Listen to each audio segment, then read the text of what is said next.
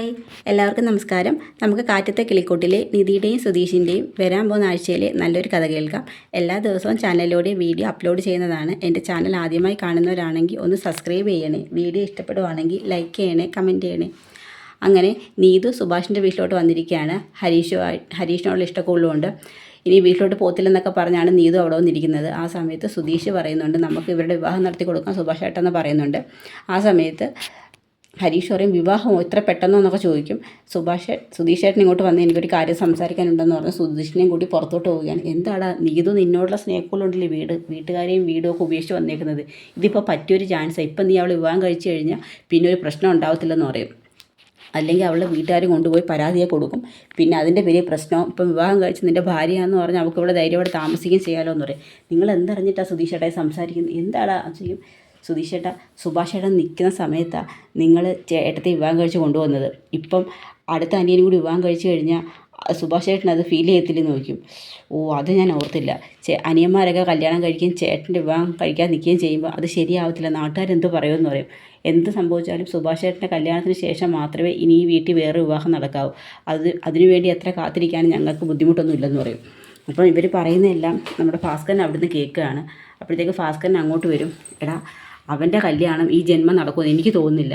അവനിങ്ങനെ ഒറ്റക്കൊമ്പിലെ കുരങ്ങൻ്റെ കണക്കാണ് നടക്കത്തേ ഉള്ളതെന്ന് സുഭാഷിനെ കുറിച്ച് ഭാസ്കരൻ പറയും. അത് കേൾക്കുമ്പോഴത്തേക്ക് നമ്മുടെ സുധീഷിനും ഹരീഷിനും ഒക്കെ ദേഷ്യം വരും. അപ്പോഴത്തേക്ക് പറയും, ഹരീഷ് പറയും, നിങ്ങളുടെ മകനായി ജനിച്ചതുകൊണ്ടാണ് ഞങ്ങളുടെ സുഭാഷ് ചേട്ടന് കല്യാണം നടക്കാതെ. എവിടെ പോയാലും കള്ളും കുടിച്ച് മനുഷ്യരെ നാണം കെടുത്തി എത്ര കല്യാണാലോചന വന്ന് ഒന്നും നടക്കാത്തതിന് കാരണം നിങ്ങളാ എന്നൊക്കെ പറഞ്ഞുകൊണ്ട് ഹരീഷും സുധീഷും അങ്ങ് ഭാസ്കരനോട് പൊട്ടിത്തെറിക്കും. എടാ, അതിന് ഞാനെന്തോ ചെയ്ത്? അവൻ ഏത് പെൺപിള്ളേരെ പോയി കണ്ടാലും അവനൊന്ന് ഈ പാചകത്തെക്കുറിച്ച് പറയും. അല്ലെന്നുണ്ടെങ്കിൽ കാണുന്ന പെൺപിള്ളേരെല്ലാം അവന് പെങ്ങന്മാരെ കണക്കാം. പിന്നെ അങ്ങനെ അവൻ്റെ കല്യാണം നടക്കുന്നത്. അതുകൊണ്ട് എനിക്കൊരു പ്രതീക്ഷയൊന്നുമില്ല. അവൻ്റെ കാര്യം നോക്കിക്കൊണ്ടിരുന്ന് നിങ്ങളുടെ ഭാവി കളയാതെ നോക്കുക. നിങ്ങൾക്ക് വരുന്ന കല്യാണാലോചന എത്രയും പെട്ടെന്ന് നടത്താൻ നോക്കുക എന്നൊക്കെ പറഞ്ഞുകൊണ്ട് ഭാസ്കരൻ അങ്ങ് ദേഷ്യം പിടിച്ച് പോവുകയാണ്. ആ സമയത്ത് ഹരീഷ് പറയും, അങ്ങേര് പറയുന്നതൊന്നും ആരാ ഇപ്പോൾ കേൾക്കുന്നത്? എന്ത് സംഭവിച്ചാലും ശരി സുധീഷ് ഏട്ടാ, ഹരീഷ് ഒരു തീരുമാനം എടുത്തിട്ടുണ്ട്. സുഭാഷ് ഏട്ടൻ്റെ കല്യാണത്തിന് ശേഷം എൻ്റെ ഇതിൻ്റെ കല്യാണം നടക്കത്തുള്ളൂ എന്ന് പറയും. ഞാൻ എന്തായാലും അവിടുത്തെ സംസാരിച്ചിട്ട് അവളെ തിരിച്ച് വീട്ടിൽ കൊണ്ടാക്കാൻ പറ്റുമെന്ന് പറയാം. അല്ലെന്നുണ്ടെങ്കിൽ ഏതെങ്കിലും ഹോസ്റ്റലിലോട്ട് നിർത്താമെന്ന് പറയും. അങ്ങനെ നീതുവിനോട് വന്ന് ഹരീഷ് സംസാരിക്കുന്നുണ്ട്. നീതു അങ്ങനെ ഹരീഷിൻ്റെ മനസ്സിലുള്ള കാര്യങ്ങളൊക്കെ നീതുവിനോട് പറയുന്നുണ്ട്. സുഭാഷ് ഏട്ടൻ്റെ കല്യാണം കഴിഞ്ഞതിന് ശേഷം മാത്രമേ നമ്മുടെ കല്യാണത്തെക്കുറിച്ച് ഞാൻ ആലോചിക്കുന്നുള്ളൂ, അല്ലാതെ ശരിയാവത്തില്ല. എല്ലാവരും കല്യാണം കഴിച്ചാൽ അത് ശരിയാവത്തില്ല എന്നൊക്കെ പറയും. അപ്പോൾ നീതുവും പറയും, അത് ശരിയാണ്, നിനക്ക് വേണ്ടി എത്ര നാൾ കാത്തിരിക്കാനോ എനിക്ക് ബുദ്ധിമുട്ടൊന്നുമില്ല. നീ തിരിച്ച് വീട്ടിൽ പോകണം. വീട്ടിലേക്കോ? അതെ, അല്ലെങ്കിൽ നിനക്ക് വീട്ടിലോട്ട് പോകാൻ ബുദ്ധിമുട്ടാണെങ്കിൽ നിന്നെ ഞാൻ ഏതെങ്കിലും ഹോസ്റ്റലിലാക്കാമെന്ന് പറയും. ഹോസ്റ്റലിൽ എനിക്ക് പരിചയമൊന്നും ഇല്ലല്ലോടാ, എനിക്ക് വേണ്ട, തിരിച്ച് വീട്ടിൽ തന്നെ പോകാൻ പറയും. അല്ല, എങ്കിൽ പിന്നെ വീട്ടിലോട്ട് തന്നെ പോകാം. വീട്ടിൽ ചെന്നാൽ അവർ നിന്നെ തല്ലിയൊക്കെ ചെയ്യത്തില്ല, പിടിച്ച് പൂട്ടിയൊക്കെ ഇടുമോ ഇനി? അതൊന്നും സാരമില്ല, നമ്മുടെ വീടല്ലേ, അതൊക്കെ ഇപ്പം എന്താ പ്രശ്നം, ഞാൻ തിരിച്ച് പോയിക്കോളാം എന്ന് പറയും. ശരി, നിൻ്റെ ഫോൺ നിൻ്റെ അമ്മ തല്ലിപ്പൊട്ടിച്ച് കളഞ്ഞില്ലേ, നിനക്ക് ഞാൻ വേറെ ഫോൺ മേടിച്ച് തരാം, എന്നിട്ട് നീ എന്നെ വിളിച്ചാൽ മതി എന്നൊക്കെ പറഞ്ഞ് കടയിൽ നിന്ന് പുതിയ ഫോണൊക്കെ മേടിച്ചു കൊടുത്ത് നീതുവിൻ്റെ അടുത്ത് കാര്യങ്ങളൊക്കെ പറഞ്ഞ് മനസ്സിലാക്കി നീതുവിനെ തിരിച്ച് വീട്ടിൽ കൊണ്ടുവിടുകയാണ്. ആ സമയത്ത് നീതുവിൻ്റെ അച്ഛനും അമ്മയും കൂടെ ഇരിപ്പുണ്ട്. എന്തായിടി, പോയ പോലെ തിരിച്ചു വന്നോ? അവനെന്താ നിന്നെ കല്യാണം കഴിക്കണ്ടായോ എന്നൊക്കെ പറഞ്ഞങ്ങ് കളിയാക്കും. നീതു ഒന്നും കേട്ടാൽ മട്ടുപോലും നടിക്കത്തില്ല. നീതു കൂളായിട്ടും കയറി പോവുകയാണ്. നീതു റൂമിൽ ചെന്നങ്ങ് ഇരിക്കുന്നുണ്ട്. ആ സമയത്ത് മുറിയിലോട്ട് കയറി ചെന്ന് നിഖിലും നീതുവിൻ്റെ അമ്മയൊക്കെ അങ്ങ് ദേഷ്യപ്പെടുകയാണ്.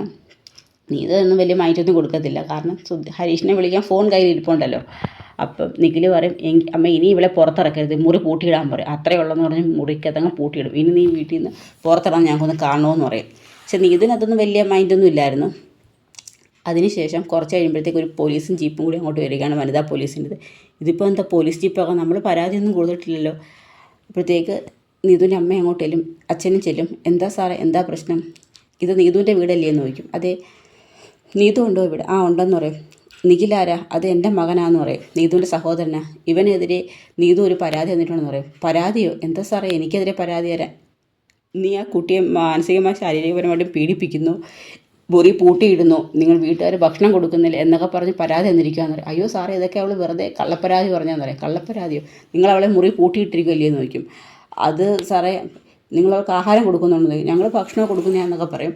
നിഖിലിനെതിരെയാണ് നീതു കൂടുതലും പരാതി കൊടുത്തത്. അങ്ങനെ പോലീസുകാർ അകത്തോടെ കയറി വരികയാണ്. കയറി വരുന്ന സമയത്ത് നീതുവിനെ മുറി പൂട്ടിയിട്ടിരിക്കുകയാണ് അവർ കാണുന്നത്.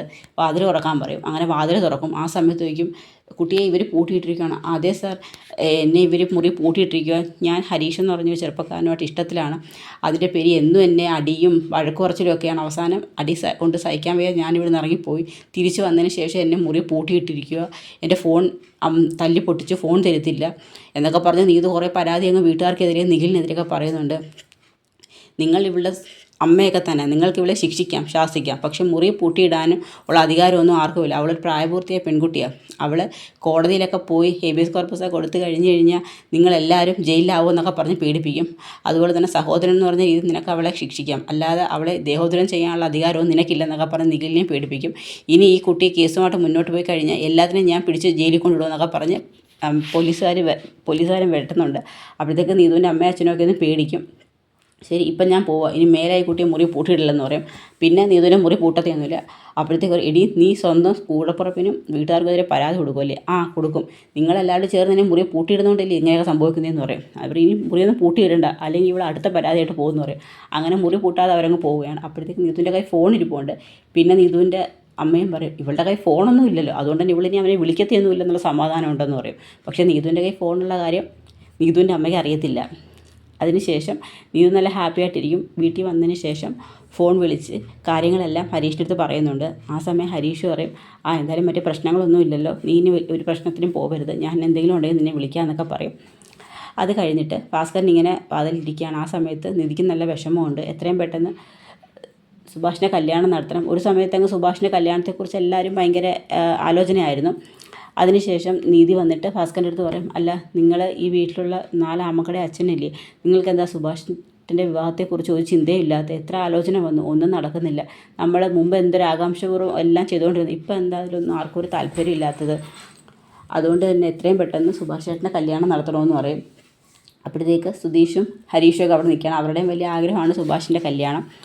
അങ്ങനെ അവർ പറയും, എത്രയും പെട്ടെന്ന് സുഭാഷിൻ്റെ കല്യാണാലോചന നോക്കണം, ഞാൻ എടുത്ത് മാട്രിമോണിയുടെ ആലോചന കൊടുത്തിട്ടുണ്ട്, എത്രയും പെട്ടെന്ന് തന്നെ അത് വരും, അപ്പോഴത്തേക്ക് നമുക്ക് നോക്കണം, പിന്നെ ജാതകവും കൂടി നോക്കണമെന്ന് പറയും. അപ്പം സുഭാഷ് ചേട്ടൻ്റെ ജാതകം എങ്ങനെ കയ്യിലുണ്ടോ എന്ന് ചോദിക്കും.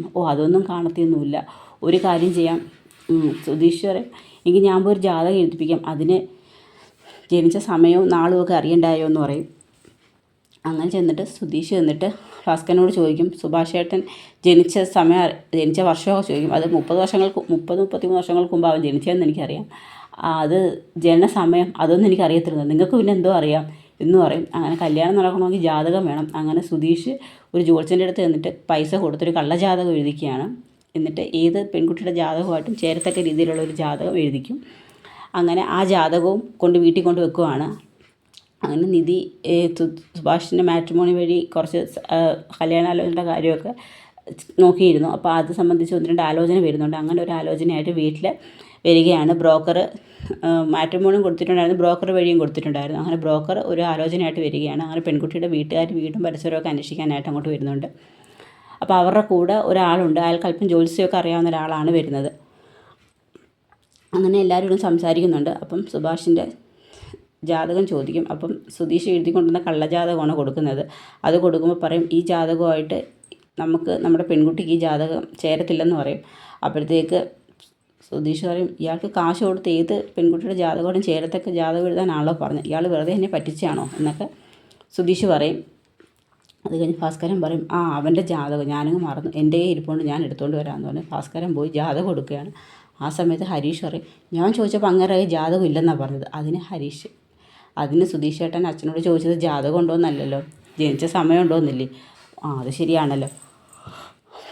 അങ്ങനെ ഭാസ്കരൻ ജാതകം എടുത്തുകൊണ്ട് വരുന്നുണ്ട്. ജാതകം എടുത്തുകൊണ്ട് വരുന്ന സമയത്ത് ജാതകം നോക്കുന്ന സമയത്ത് ആ ജ്യോത്സ്യൻ പറയും, ഈ കല്യാണം ആലോചിക്കുന്ന ചെറുക്കൻ്റെ ജാതകമാണെന്ന് ചോദിക്കും. അതെ, എൻ്റെ മൂത്ത മോൻ സുഭാഷിൻ്റെ ആണെന്ന് പറയും.